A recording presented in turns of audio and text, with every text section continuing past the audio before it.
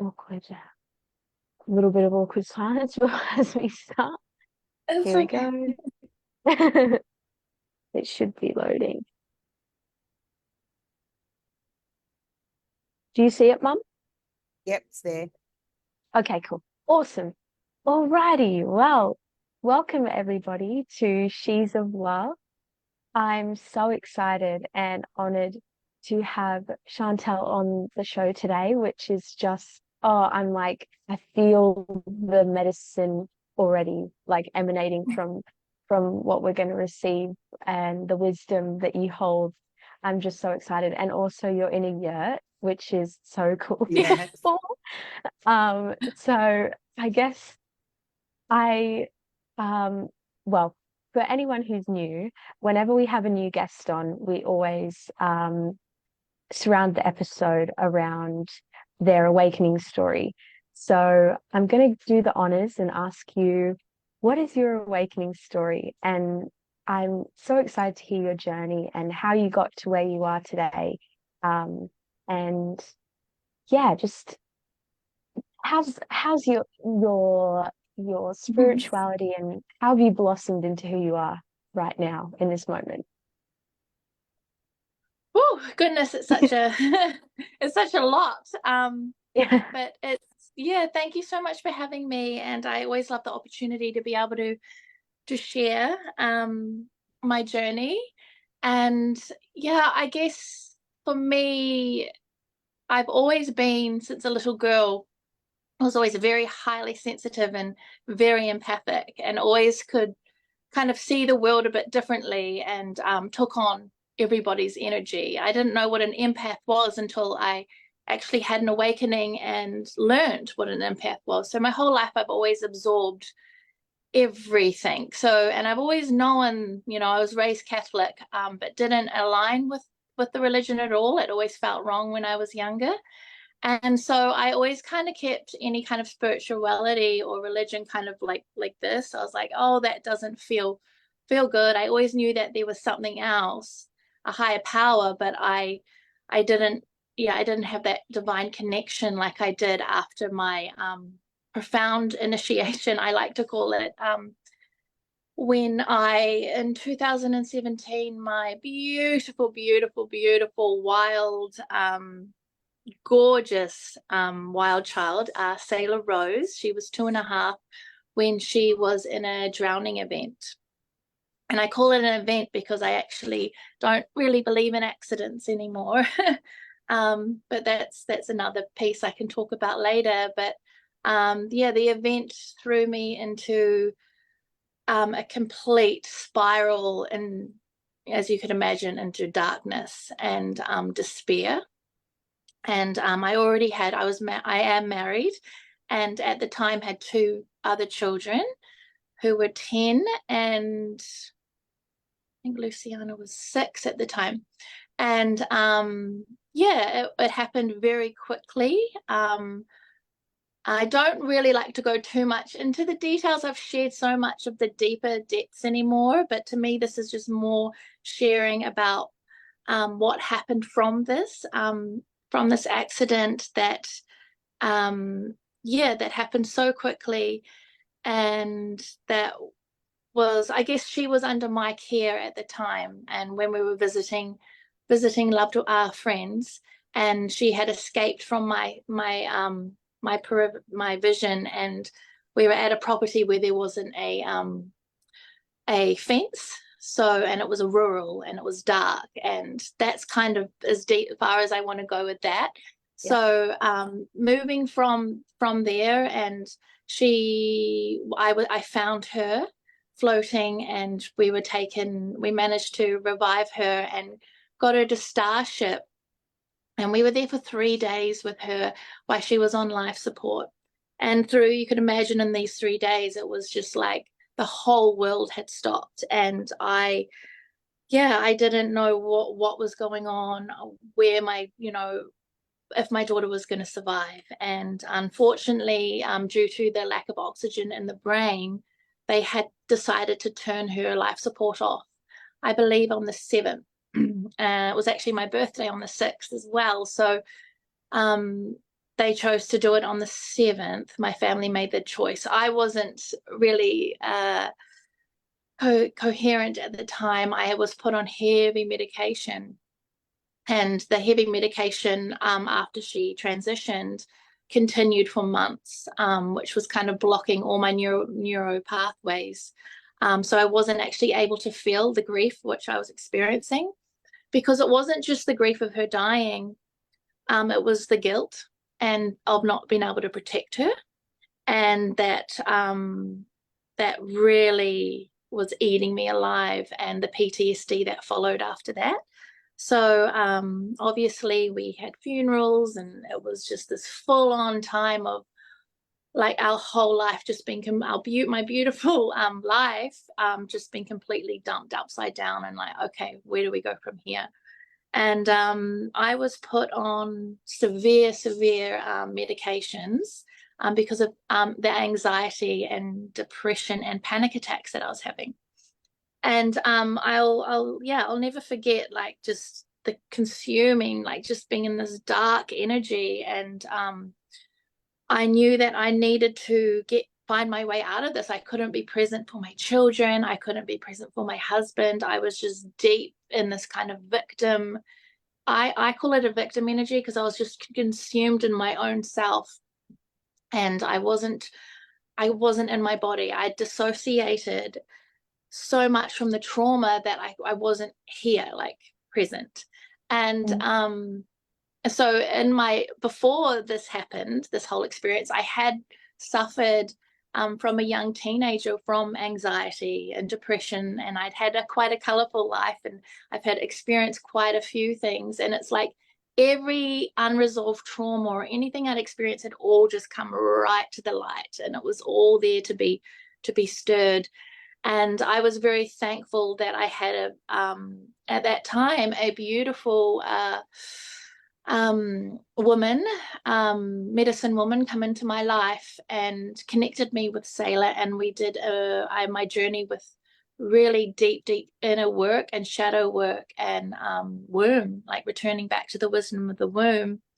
And yeah, for years I journeyed in that space and managed to get off the antidepressants. But what actually, if I go right back, there's so many different corners and weaves, but it's like, if I go back to the 3 months after my daughter passed, this is when I was in this deep darkness of, I just couldn't live. I tried to kill myself. My husband walked in on me taking a lot of pills, and I managed to bring them back up. I was working with therapists, and I'll never forget, like, when there were some people coming to work with me, social workers, and they would come and I'd share my story with me, and I would share the story, and then they would start crying. And I was like, how dare you cry? Like, there was no one who could actually hold space for the trauma that I was going, and the way that I hold space for women now, and how I understand the depths of how to meet someone who's journeying in those depths. And I remember, like, people telling me stories about their children, or how they sounded like my child, and just projecting these things that just back then just felt so wrong. And I remember saying to my mother back then, she was living with me, taking care of me and my kids and helping my husband because I couldn't function. I said, I'm going to get through this, Mum, and I'm going to help other women, because I can feel that there needs to be more support here. And so if I go a little bit, rewind a little bit before I actually said that, I was in deep depression. I actually had found out I was pregnant. I actually remember saying to my husband, I'm bringing her back. And I don't know how I managed to get pregnant. Just 8 weeks after she died, I got pregnant again, and the doctors couldn't believe it, because they said, I had come out in boils. My whole body was just shut down. I couldn't really walk properly.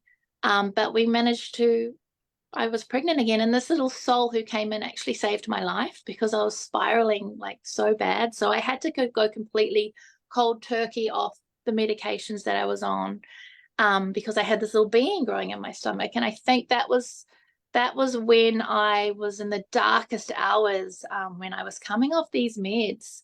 And I was going actually mad, and pulling my hair out, like the the Wow. flashbacks of the grief and of the event was making me actually go mad. And I remember I'd sit at home and I'd be pinching my arm till it bled. And I didn't even know that I was doing this to my body, because for 3 months, the medication had blocked every kind of feeling.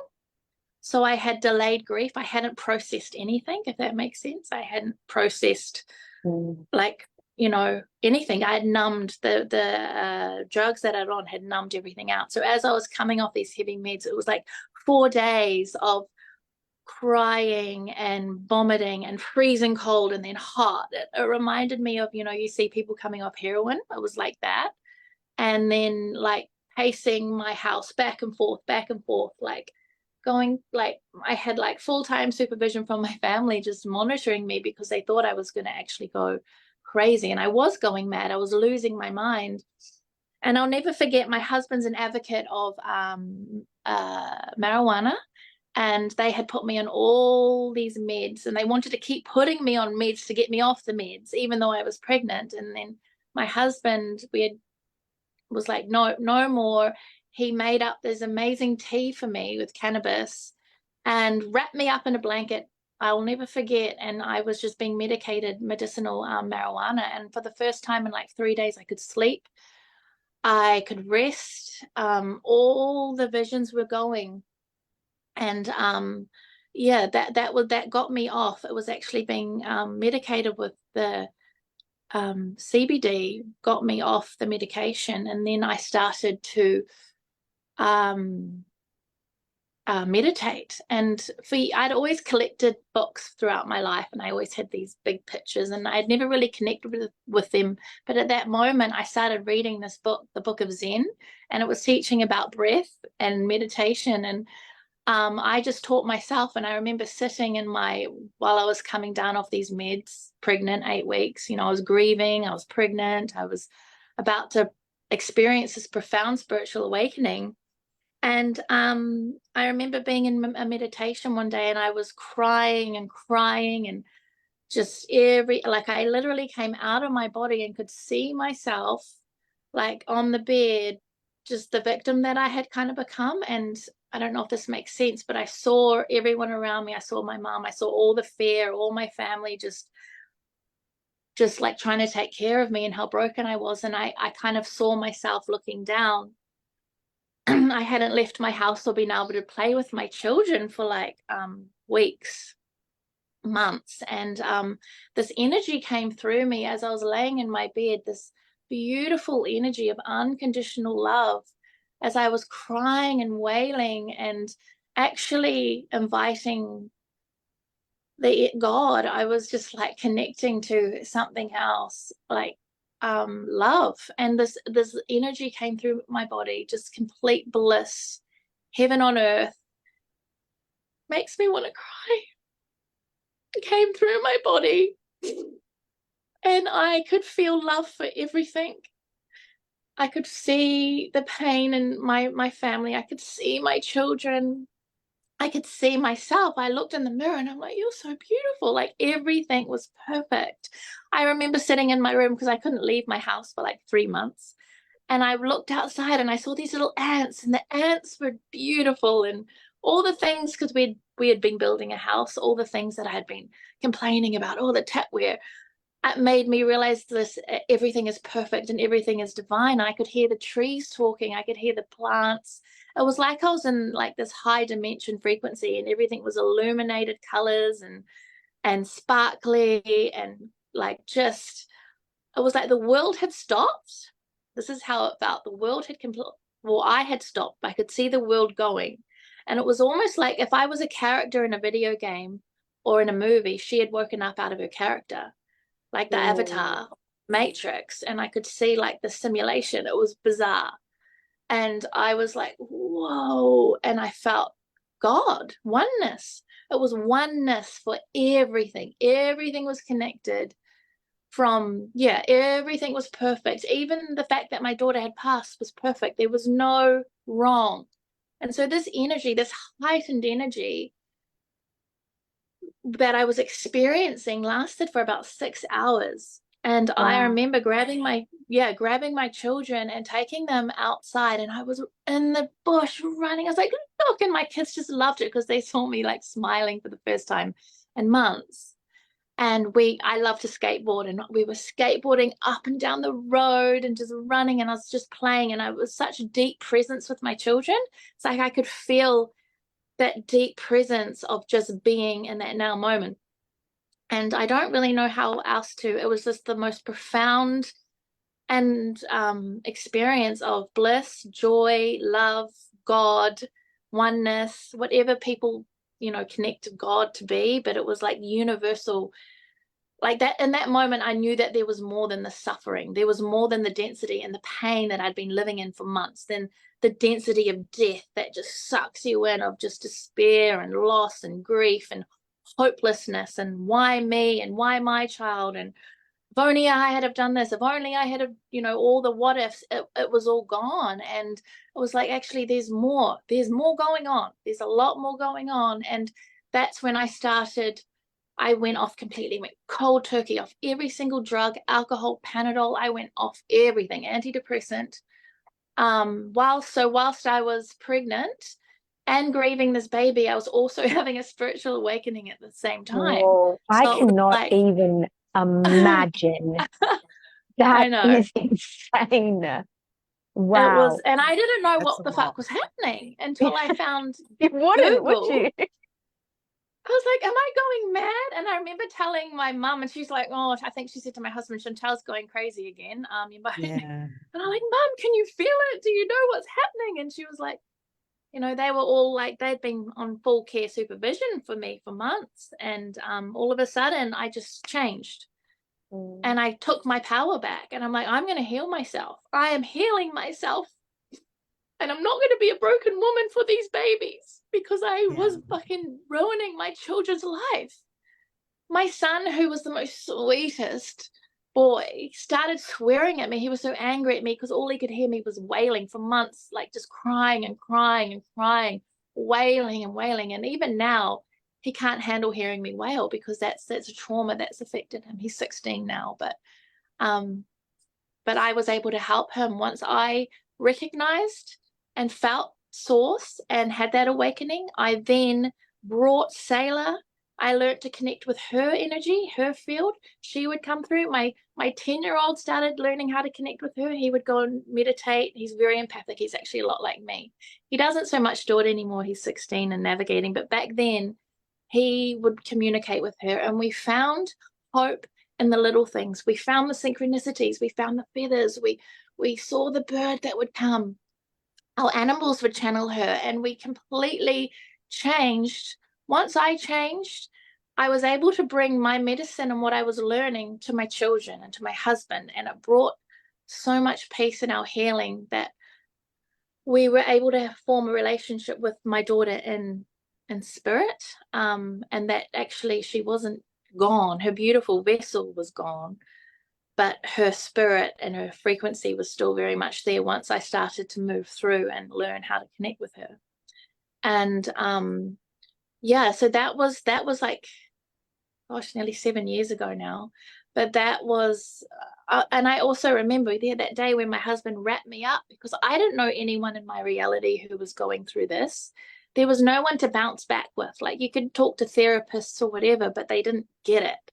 There Yeah. was one woman who had lost her child who came to see me, and I actually felt like, you understand what I'm talking about. Um, and I felt safe in that moment. But I remember listening to Bob Marley, No Woman, No Cry, and listening to those words, and I'd never really felt those words until, really channeling the pain of actually what he was talking about. And I remember channeling like women who had, like, I'd seen images back when there were ISIS and the wars and the children's, what's happening now, these mothers whose children are getting obliterated by bombs. And I remember channeling these women because I'd seen images, and that actually gave me hope, knowing that I wasn't alone in that moment, because I didn't know anyone who was going through this much pain. Like, when to lose a child is the most horrible pain. that words can't even describe. And when it's not normalized, when it's not normalized what I went through, and I'm trying to seek out my own inner truth and my own, it can be very lonely and scary. And also, trying to talk about the way that I look at death with maybe someone who's going through this but who hasn't got into that point yet can be quite difficult.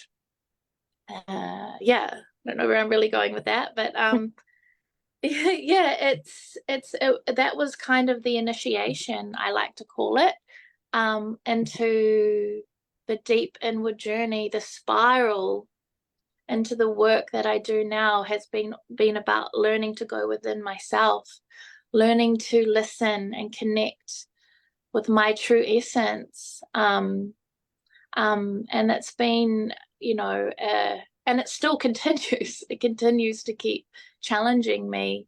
And when, we're looping into these experiences or traumas in our life, but being able to navigate through death, knowing that there is a lot more than the density of death. And I believe that the programming of death in this kind of death cult world we live in, everything is focused around fear and death. And I don't hold that frequency in my body anymore. Like, I don't fear death at all. I've come to such acceptance and joy about how sacred the transition from life is to death, and that there is no death of the consciousness, but just the physical. And it's actually what we're left with is the whole, like, I don't even like to call it a whole, but like the heaviness and the love that we can't give, that love of that being or person that is gone. And that to me is my sacred grief, and I keep my sacred grief so strong. But when we can allow that grief to let go of shame, to let go of guilt, and all the other threads that attach to that grief, that they're the energies that suck you down into the density. And it's like being able to move through those, and through forgiveness, and through feeling the pain, feeling the anger, experiencing the anger, letting those energies move through my body and through my womb space. And so they're not held in the body anymore. And because they become a vibrational match, and often we will keep experiencing things in our reality. And yeah, so I look at everything now as like, oh, why is that showing up in my life? This is interesting. What do I need to look at here? Why is, does that make sense? Yes. Yeah. It makes perfect sense. Perfect. I wanted, well, gosh, I want to say a lot of things, but I will, first of all, you have something, the way that you communicate is just like, I've been in a trance just listening, and like, I was on the journey with you. Yeah, like I've never experienced that before. Like, honestly, like, just sucked in completely. And I was with you there. Like, I've never experienced that. So thank you. Like, honestly. Oh. Um, the other thing that I really resonated with when you were just talking about society and how we view death, and it's kind of there's this real deep darkness and fear and doom and gloom about it. And I've experienced that firsthand with my own experiences, like my grandfather, my nono, passing away. And he died in a way that was, we knew that he was going to be passing away because he had motor neuron disease. And so it was like, there's no cure, and it's like a ticking time bomb. You never know how long he could have 1 year, he could have 2 years, he could have 15 years. And it was just like a matter of time kind of thing. And during that time, I was surrounded by, you know, everyone was, I don't know, it was a very unique experience because we were all expecting it. And it was this really sad thing. And we were trying to we were trying to enjoy as much as we could. So there was this happiness, but then there was like this underlining kind of grief in every moment. I remember that's how I remember it. Because even for myself, like always knowing that this might be the last time I see him kind of thing. And even though I was trying to enjoy that, there was grief when he was still alive a lot. And Yeah. then also through I hope I'll be brief because I don't want to, you know, this is you're very personal to you, Mum, but with Mum had a miscarriage between me and my brother, and I was alive enough, I was old enough to remember a lot of that. And his name was Aaron, and I even got to go into the room and see him and say goodbye.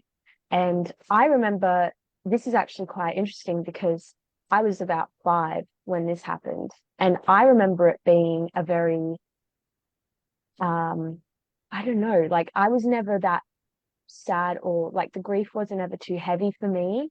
Number one, I think because I was very young, but number two, because I think it was just the way that I understood the situation, like maybe my connection with Aaron and his soul. It was like I knew that this was his journey. There was this childlike understanding that this was like, I don't know, I felt a connection where I knew that this was his journey, and this is what his soul was supposed to do.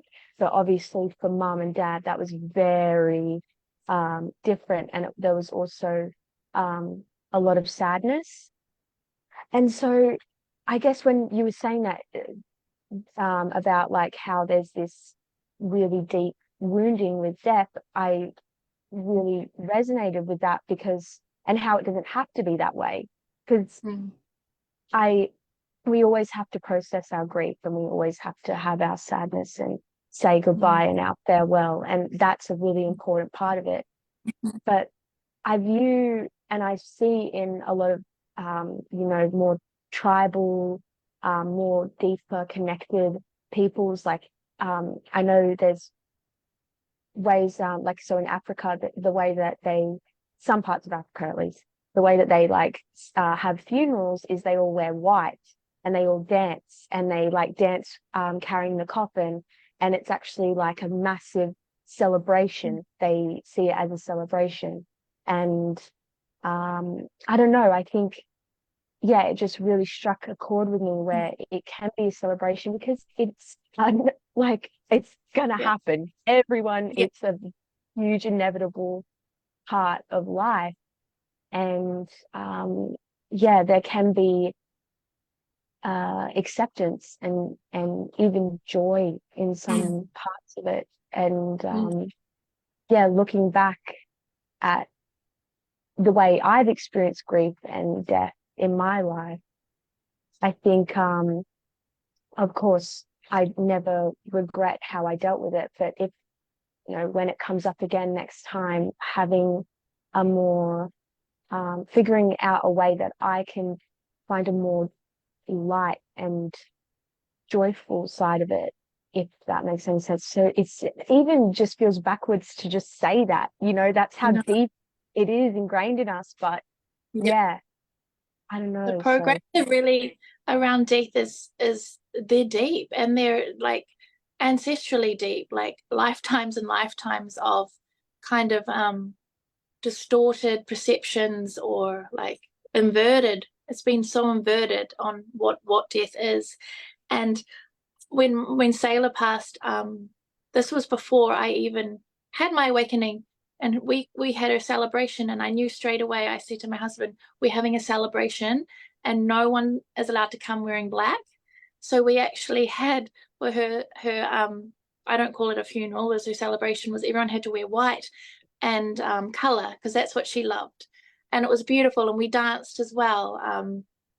But I feel like I forgot what I was going to go with, what I was about to say. It's gone. The density of death. Yeah. Sorry, I was on something and I just lost what I was going to say. It'll come back. Yeah. Yeah, it happens a lot to me too. Yeah. Yeah, we were talking about her celebration. What can you remind me what you were saying? I think it was just Um, so I was talking about It how feels there's wrong. it's yeah, it feels wrong yes, to yeah, almost say yeah. to Well, that's what I was going to say. That when someone passes, it's actually we're celebrating their life. mm, That's what Yes. it is. It's like not sitting there going, "Oh, we're never going to see them again," which is where the consciousness goes. It goes into we almost become. It's all about us. It's our which is fine. That's normal, but then it can go really like all the things we never said, all the things we never do, and that's why it's so important to communicate with our loved ones, to not hold grudges, to let go of like resentments and anger towards people, because in that minute things can change. And I know that when my daughter passed, what went through my head was all the time she wanted to go to the beach, but I was too busy because back mm, then I was the busy mum. Like I'm a completely different mother to what I am now with my children. I am present with my children. I run a nature school, 1 day program for children. I'm just devoted to children now. But I realized where I wasn't present with her, and where society and life, you almost become like service to self, like busyness. I got to do this. I got to have this. Got to, and so obviously when someone passes, like it can be quite dense because all those emotions, like, oh, what you didn't say or what you could have done. But when you're Yeah. living in true alignment with truth, and you know that you were there and that you did your best, there's a peace with that. mm, There's a real deep peace with that. And I think many of us, I know I recently just, unfortunately, my mother-in-law just passed away 2 weeks ago of like a turbo cancer. She was within 6 weeks, she passed. It was awful. And so I was back holding that space with my family, but just being like, and all these emotions of all the things I never said to her, which I wish mm, I should have, and it's all the what we didn't do. And it's like showing up and being, yeah, does that make sense? I think a Yes. lot of the time, yeah, when we're living out of an alignment with I guess when we're living in a density of being about us or busy or too much, it can all of that can also come up. And I know that I had to face a lot of take radical responsibility for myself as a mother, and where I wasn't showing up and being present for my children, and where I put other things first. I used to drink lots of alcohol. I like to do all these things, and it's like I'm just not that woman anymore. So Mm. the life that the society hasn't kind of molded us to, even when we're full of trauma, and when something traumatic happens like a death, our nervous system doesn't know how to cope with it, so we Mm. dissociate, or we'll go to drinking or numbness or avoidance. Or another big thing we do in society is um disassociation, so put it under the rug and don't even look at it at all, but it's festering somewhere, it's turning into Yes. a cancer. We know this. So I would love, I love talking about this because it helps people maybe look, oh gosh, there was, my all these unsaid things, or things that we haven't processed within our body, can manifest into deep pain, or can spiral back around. It's it's Yeah. it's crazy how fast things can manifest. Yeah. mm, Yeah, I would love to speak to that because I had that experience when my mother passed.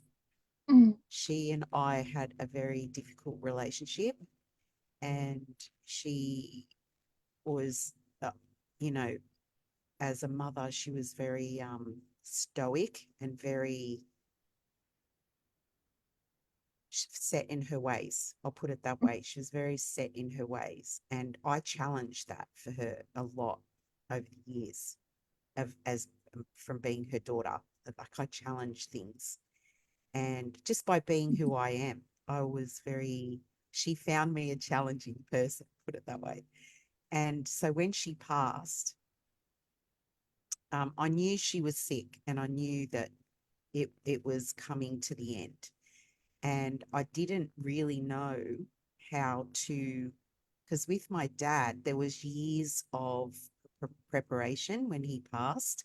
We knew he was going to die. So there was there was time to say the things that I wanted to say to him and spend the time with him with my mum, it was a lot quicker. And also because of all the, I don't know, all the energy between us, all the kind of density between us, I was very confused how I was going to support her. And it happened, it was like the universe held me because while I was going through it, a friend happened to have a conversation with me, and this friend was a periphery friend. She wasn't a core friend of mine, and she asked me, "How are you doing?" And I was honest with her. I said, "Oh, my mum, she's not doing very well, and I'm really struggling with it because I don't know how to show up in this experience, because I'm having all these like feelings." And I had put my feelings aside previously when I lost my son. I had tried to deal with things and tried to be strong for my family and things like that, and it was really unhealthy. And so Mm. when I was in this situation with my mum, I was trying really hard to deal with my feelings while dealing with her. And my friend said, "I actually support people in transitioning. Can I come and see your mum?" I was like, "What do you mean support in transitioning?" I'd never heard of that before.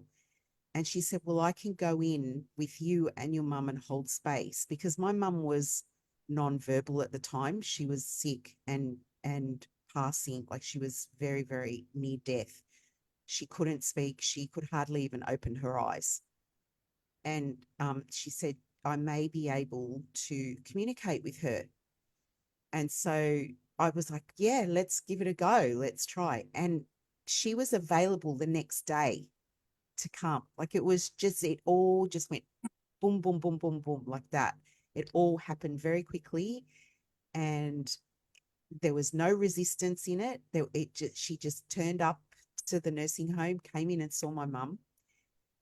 She explained to me that my mum was very sorry, and the words that I knew that this was all my mum, coming from my mum, because the words she was using was my mum's words. The things that she was talking about, like my mum's favorite flower, and that she could see my dad in, she said, I see your father waiting for me, but I'm afraid to go to him because I feel like it's a trick. And this was like, I was like, that's my mum. Like Wow. Yeah. that's my mum. That's something she would Mm. say. Yeah, Yeah. yeah. I didn't And know so, this part actually, so yeah, Wow. so, So and beautiful. yeah, it was amazing. And she had me put my hands on my mother. She put her hands on my mother. She said, "Okay, now close your eyes and imagine that you are coming together with her, and that all the bad things that happened in the past and all the blockages that you're feeling with each other are all gone." And I had this vision of a huge pink ribbon coming out of my mum, a huge pink ribbon coming out of me, and coming together with her ribbon and Hi. tying a big bow together. And it was like the forgiveness that she needed. She needed to have this conversation with me in order to pass. It was like a huge spike of guilt in her life. It was like the thorn in her side of my relationship with her not being the best. And so it was like this healing needed to happen for her to transition. And it was very profound. It was extremely beautiful. And it all happened for me. That's how it felt. Like everything just fell into place, and it all Yeah. happened for us to be able to connect before she passed. And the things that my friend was telling me about her childhood and about her feelings and about why things had been the way they had and why she was the person that she was, because a lot of the time I couldn't understand why she was that person because she didn't Mm, talk about her past. And it made perfect sense to me. It was like, I gave her a hug and I whispered to her, it's okay. We're good. You can go if you need to go. And it was, I mm, think, the next day or the day after that she actually passed. And that grieving process, it was very different to the grieving mm, process I went through with my dad. mm, Extremely different. Like I felt resolved with her passing because I had that experience. mm, And mm, it was such a gift to have that my friend come and offer mm. to do that. And I think that type of work is so important, and Yeah, we can give I it to know. ourselves. We don't Yeah, need to have a yeah, facilitator. We can no, give it to ourselves. But yeah, when we are in grief, when we are yeah, experiencing those deep, heavy, dense mm, feelings of grief and loss and guilt and all of that mm, stuff, it's very difficult for us to pull ourselves out of it to yeah, connect. So, yeah, 100%. I yeah, love that because it's funny you said that because I've actually been talking about that. I said I've been telling a few people I'm feeling really guided to work with within that transition with death. I don't know how it looks or feels, but I feel like this pull. I messaged hospice the other day and I want to do volunteer work there. I'm just like, just something is pulling me. I don't, yeah. So there's something there in the future, but if it could become normalized, like even recently I was supporting a friend who her home birth, but baby got stuck and she ended up in hospital and she ended up having baby came fine, but she had hemorrhaging and we nearly lost her. And wow, both me and my friend who were holding space, work a lot in those realms, we could feel her moving and we were sitting there in the room just bringing her back, calling her back, and we could see the energies. And in that moment she came back and she didn't have to. Yeah, it's like if we could bring this work with medical, I mean, yes, just can Mm. work together. I've just got goosebumps and tingles through yes, my whole body, like when we can bridge these two ways of of energy, of the energy work, with the very needed medical. How beautiful that would be. But my yes, daughter was the same. Yeah, Sailor Rose, when they said to me, when they would turn her life support off, that she would die straight away. That she would die straight away, she'd be dead. And because they asked me for her organs, which was the craziest thing. But being the empath I was at the time, I'm like, of course, if a child, of course, yes, it wasn't but the more I've learned about all that now, I don't know if I would be a yes, to be honest. But Mm. I had all these people there ready to take her and pull her away, and it was just like, how is this even fucking happening? Um, but she ended up breathing for 8 hours afterwards. wow, She was Wow. holding on. They took all her tubes out. Because this woman that I had met had messaged me in the hospital, and she said to me, Chantal, I know I don't know you very well, but Sayla's here and she's got something in her. It's like really uncomfortable. It was the breathing tubes. She doesn't like that, but she could see her running in and out of the doors. So wow, she was still in between worlds. So her consciousness was running around in the hospital, but she was obviously there. And I knew straight away this woman was telling the truth, and it just brought me peace because I so wanted her to stay, even with brain damage. And it was weird because in the hospital there was this young girl, and she was paraplegic, couldn't move, she had breathing tubes, and she just kept coming past our room, and she was a vegetable like state. And then it was really weird because if Taylor had decided to stay in her body, I would have been caring for this beautiful baby like her whole life. And but I remember saying to my husband, I'll do anything. good old miracle, we'll get the best. I like this Yeah. almost selfishness of keeping her here. Mm, Like I didn't Yeah. care about her living her whole life in this vessel. And but it was the moment after 8 hours of breathing, I still had this hope, and then her breathing was getting lighter and lighter, and it was in that moment I held her, and she just looked beautiful, and I said to my husband and I, we said, "You can go now, baby."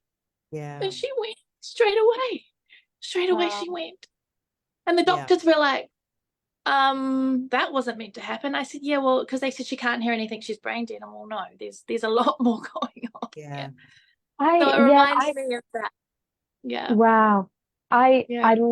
I, I, we really need to merge these worlds together, the love Yeah. and the medical, because honestly, like I have I think the medical field is so incredible. Don't get me Mm-hmm. wrong. But I think Mm. it's so painful when you are going through something and you have this authority figure telling you, well, you know, Mm-hmm. oh, that's weird, or telling you what should be happening, or that this is what's going to happen, kind of thing. And I think if we merge these two worlds together, it could Mm-hmm. create such a magical Mm-hmm. space for people, and make it feel really safe, you know, in Yeah. in Through I the don't know. transition. Yeah. Yeah, for Yeah, the soul to transition to the other side, because from the more I seem to be researching and understanding that there have been energetic blocks keeping people from transitioning, like but done Yeah. by, this is a whole nother story and another podcast, but that like spiritual gates and these sort of things that have been blocked, that are, aren't cleared, and so a lot of some people are stuck, or beings or souls are stuck in this kind of in between place. And so there's a lot of people doing shifting, grid work, and allowing these energies to move, but it's not normalized, and it's just so important to bring the energy in with the matter, because everything is energy. We are energetic Yeah. beings, and we're literally moving from this reality into another. Like it's a huge thing, really, when you think about it.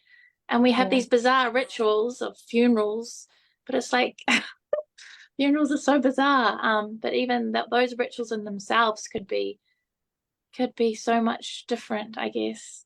yeah. Yeah, I think yeah. it's so ironic that in these more, I guess, logical uh, spaces, and with more logical people, like doctors, or whoever, even just normal people that kind of reject more spiritual thinking and ways of life. It's all like, well, magic isn't real, or Mm, we shouldn't be practicing, like, why are you doing those mm, rituals, or things like that, mm, and kind of rejecting spirituality. But I find it so ironic, because in every day we do have, in normal society, if you want to call it that, there's still so much ritual and mm, everything. Funeral is a ritual, and even just something as simple as lighting a candle is still ritualistic, and mm, things like this. And I think if we, yeah, again, merge those out, like mm. these spaces together, and the matter, and what did we say, the matter and, The energetic, yeah, yeah, matter, and like that's our so, energetic bodies, yeah, our light so, bodies. Yeah, yeah. And yeah. one thing I also picked up on, from what you were saying before, was how you were in the midst of your grief and everything, and you decided to meditate, and then that's when Mm, the love came. And mm, I find that so, well, first mm, of all, I find that very brave of you, because there's moments where I think I'm crazy, and that's mhm, got nothing to do with eh, grief. That's just to do with, well, like, I guess the way that I think is very different from a lot of people, and the way that I choose to live my life is very unconventional. And there are moments when I genuinely think like, oh my God, I'm crazy. And or, or, or like, you know, when I'm really deep in my ego, and um, any emotion that's hard to deal with, sadness, anything that I feel when I'm in a difficult emotion, the last thing I want to do is meditate and be in Yeah. it.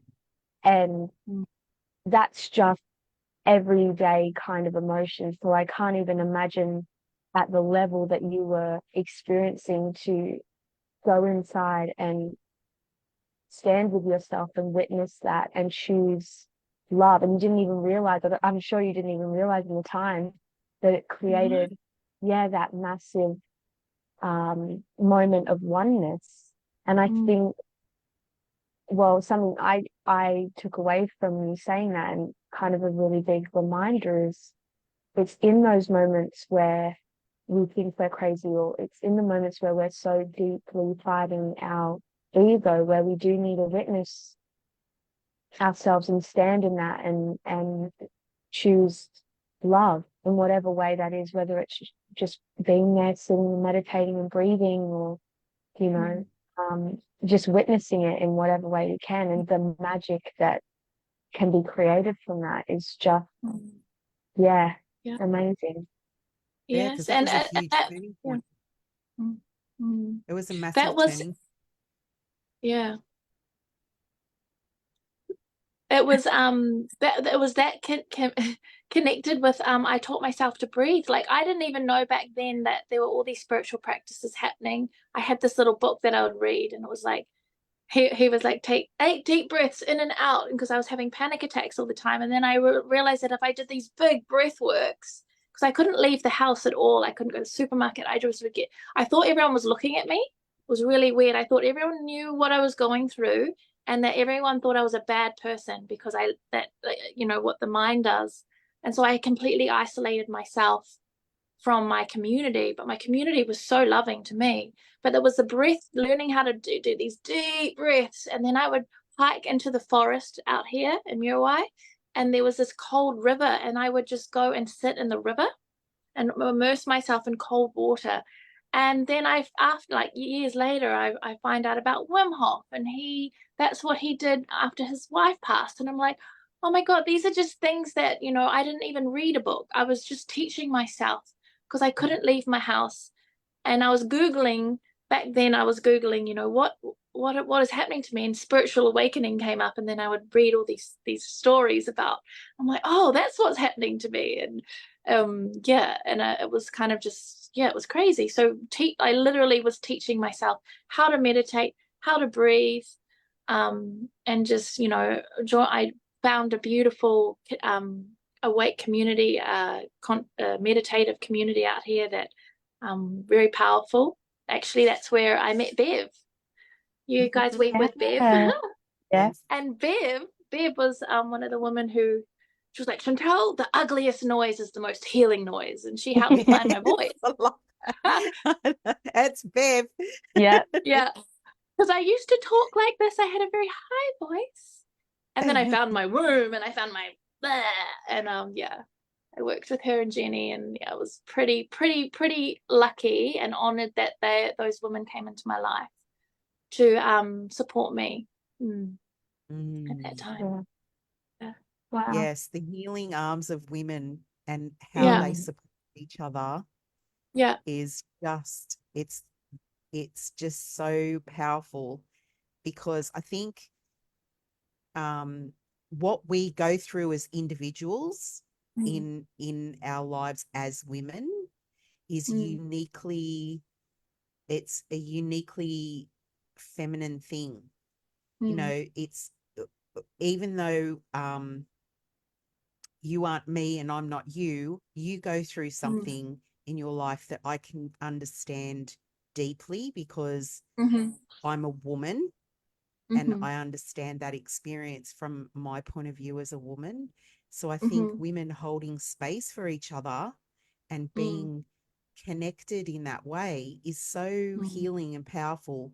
And it's so important that things like this, like us getting together today and having Yeah. these conversations, they're Yeah. so healing and they're so important, because they it's supportive. This type of thing is supportive. Us agreeing to come together and spend time together in this capacity is so healing and supportive to each other and to the people watching it. The people that this video will reach will Yeah. take stuff out of it, and it will help them on their journey to healing. And that's the power of the feminine, I think. It's the Yeah, healing and power.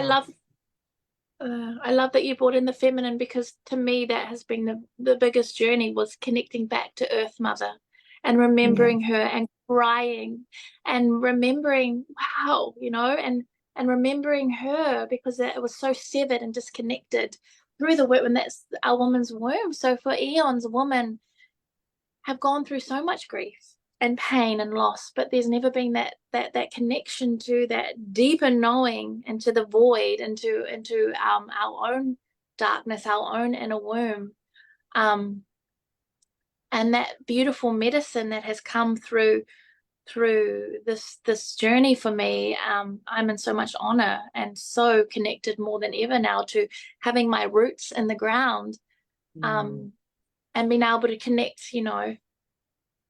like I like to call it like the Po, like when the storms come, I'm not going to break. It's like before a storm would come and I'd break and fall over the place and become a hot mess. But it's like, there will be more storms. There are, and the world is getting crazy. And now more than ever, for a woman to have that connection back to our womb, back to our roots, to the earth, and remember and have that strength and that divine knowing, because it's turbulent.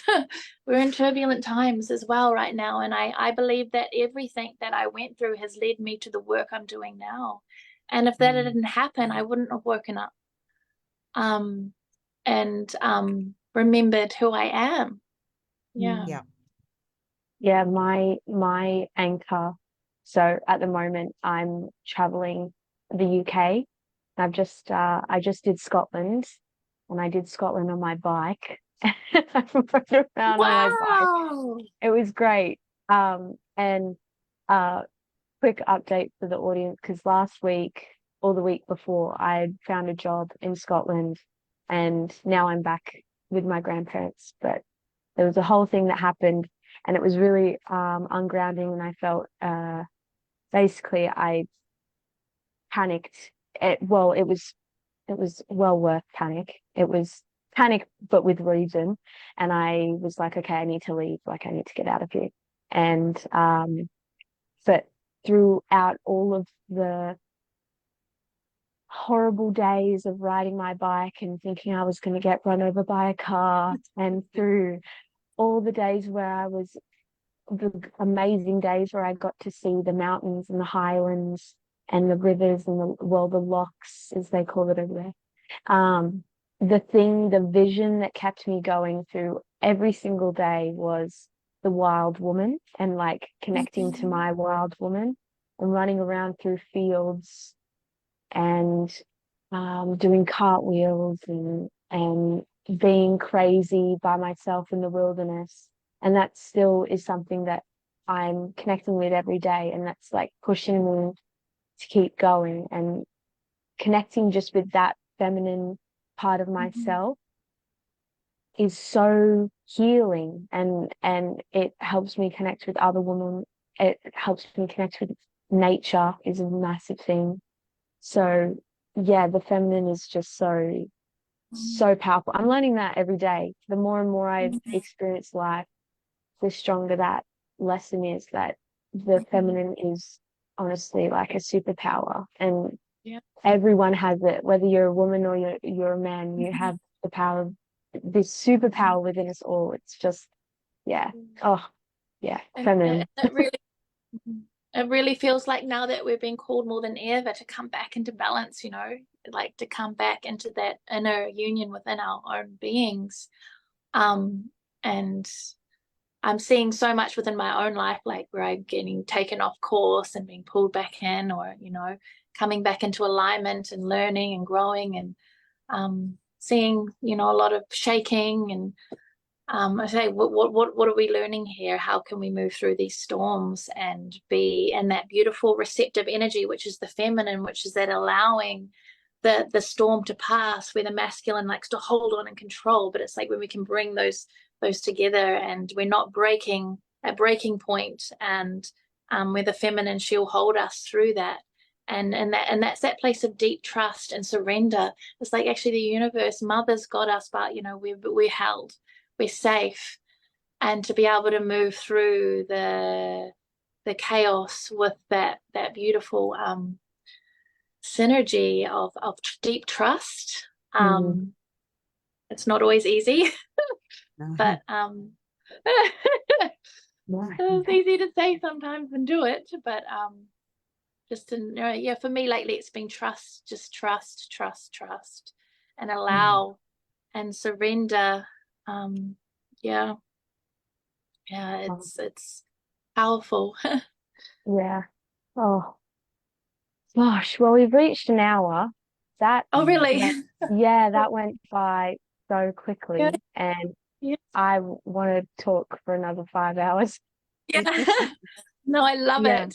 Yeah, I feel so, I don't know, I don't really have words, but it's just been so healing, and I'm honestly so honored to have you on and to hear your story, and I've learned so much and received so much and like healed so much from this conversation.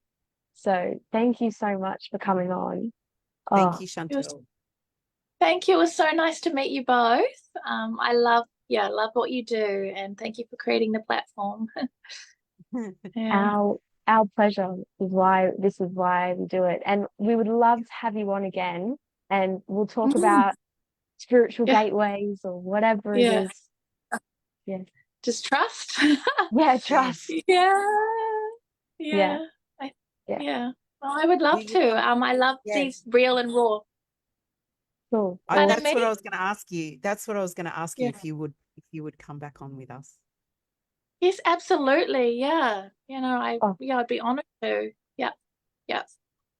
Yeah. wow. I love real and raw conversations, and Yes. just allowing the energy to move and bring what's needing to be shared to the light. I feel like is a big part of my journey moving forward. And so I'd be absolutely honored. Thank you. Awesome. Oh, Yeah. thank you. Well, thank you everybody for watching as well, and we'll see you next week. And we'll see you soon, Chantal, and whenever that will be, I'll we'll be in figure that touch, out. Chantal. Yeah. Yeah, that'll be fantastic. Yeah. Cool. Alrighty. Well, thank you so much for beautiful. today. And Okay. Bye, everyone. See you Bye, next week. everybody. Bye.